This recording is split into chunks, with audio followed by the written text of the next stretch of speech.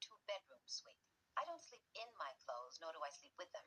I just can't turn my brain off. I can't stop thinking. Worry, Mama, we'll find you another. Julia, baby.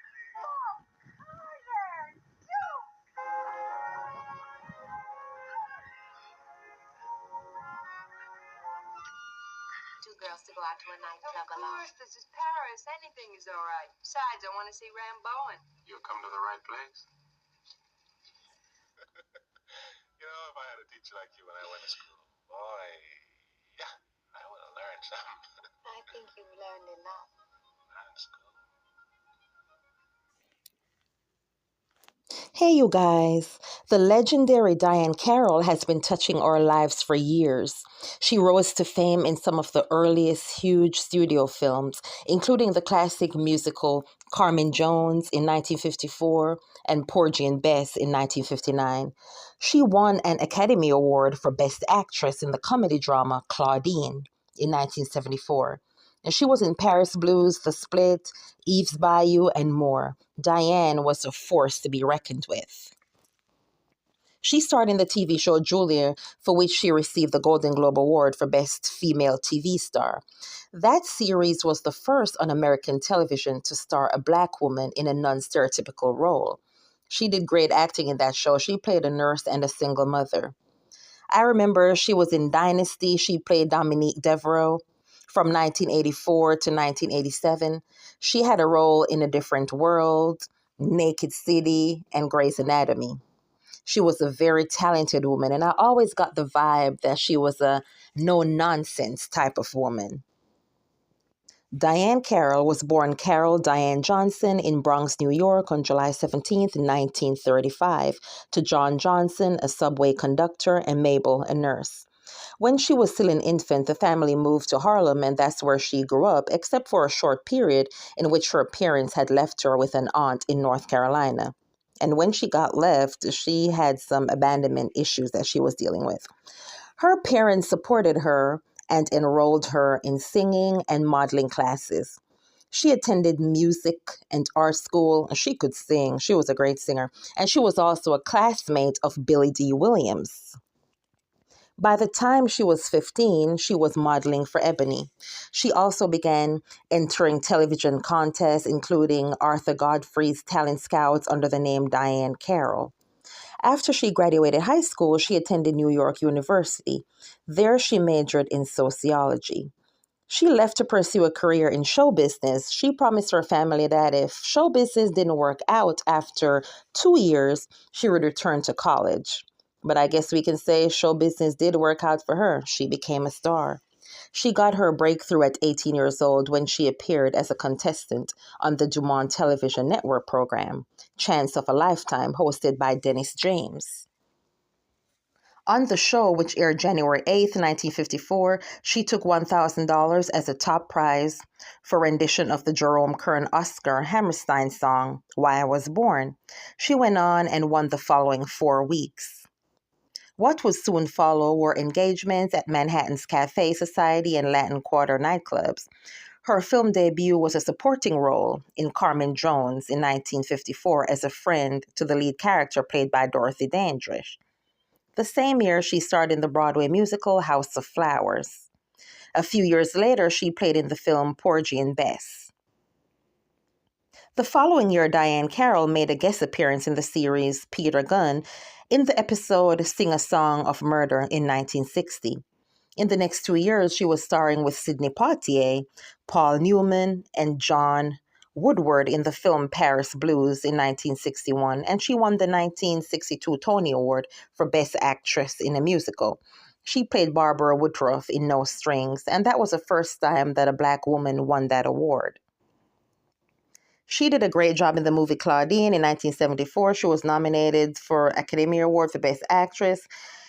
She starred alongside with James Earl Jones. It is said that Diane Sands was supposed to play that part, but she became terminally ill with cancer. And she recommended that her friend Diahann Carroll take over the role, and Diahann was amazing in that role. Diahann got married in 1956 to record producer Monty Kay.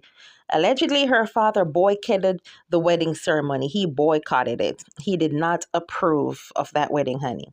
The marriage ended in 1962. And in 1959, Carroll began almost a decade-long affair with Sidney Poitier. She was married at the time, and Sidney was also married. In her autobiography, Diahann Carroll said that Sidney Poitier persuaded her to divorce her husband, and he said he would leave his wife to be with her. Diahann went along to divorce her husband, but Sidney did not fulfill his side of the bargain. Sidney Poitier, he did end up divorcing his wife eventually. Allegedly, Sidney said that his relationship with Diahann ended because he wanted to live with Diahann for 6 months without her daughter present, so he would not be jumping from one marriage straight into another. And she refused. Diahann would end up being married 4 times. She dated and was engaged to British television host and producer David Frost from 1970 until 1973. She surprised people when in February of 1973, she married Las Vegas boutique owner Fred Guzman. Then in June of 1953, she filed for divorce from Fred Guzman. It is alleged that Guzman was physically abusive. In May of 1975, Diahann Carroll married Robert De Leon, the 24-year-old managing editor of Jet magazine in New York City. They met when De Leon assigned himself to a cover story on Carroll about her Oscar nomination for Claudine. Carroll moved to Chicago, where Jet was headquartered, but De Leon soon quit his job, so the couple moved to Oakland. Unfortunately, tragedy would soon strike when her husband De Leon got killed in a car crash in Beverly Hills on March 31st, 1977. Her 4th marriage was to Vic Damon in 1987. There was some rough patches in the marriage. Diahann admitted that the relationship was turbulent. They were legally separated in 1991, and then there was a reconciliation. But then they ended up getting divorced in 1996. After her last marriage ended, she would go on to say that in some of her relationships, she would give the man a very bad reputation.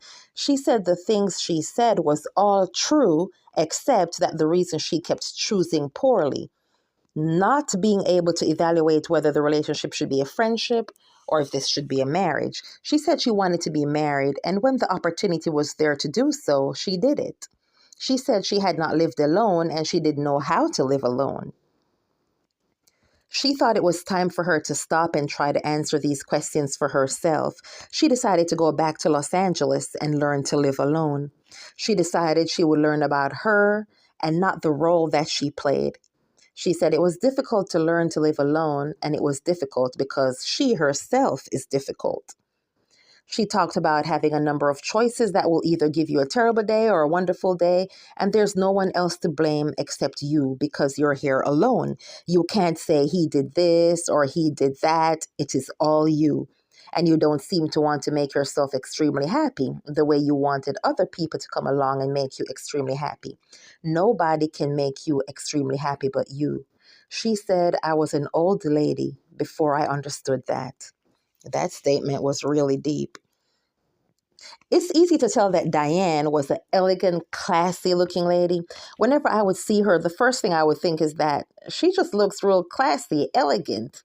And Diahann would get bullied for that in her younger years. She was a target in her teens because of the way she carried herself. She appeared to be too bougie. She didn't drink, she didn't smoke, she dressed preppy, she didn't hang out in the streets. She looked well put together, and she didn't just hang around just anybody.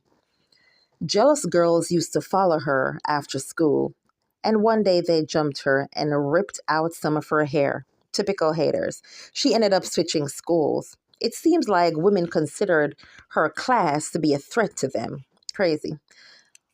Being elegant and classy is just who she was naturally. The roles she played were classy and elegant also. She proved she could play non-elegant roles when she did Claudine. She did a great job. Diahann Carroll was a founding member of the Celebrity Action Council. They were a volunteer group of celebrity women who served the women's outreach of the Los Angeles mission, working with women in rehabilitation from problems with alcohol, drugs, and doing what people call the world's oldest profession. Her, along with other female television personalities, formed the group. Diahann was diagnosed with breast cancer in 1997, which surprised her because of her healthy lifestyle. She went through 9 weeks of radiation and was clear for years after the diagnosis. She was doing good. She regularly would speak about the need for early detection and prevention of this cancer. In October of 2019, Diahann passed away from cancer at 84 years old.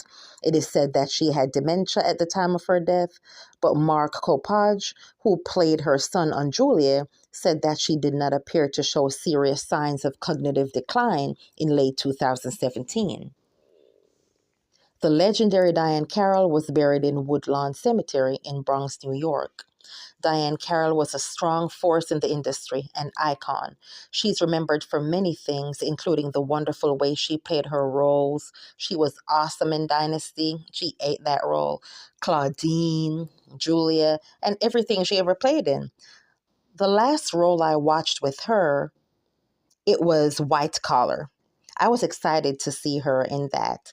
She is also highly remembered for the person she was naturally, classy and elegant. She is not forgotten. Rest in peace, Diahann Carroll.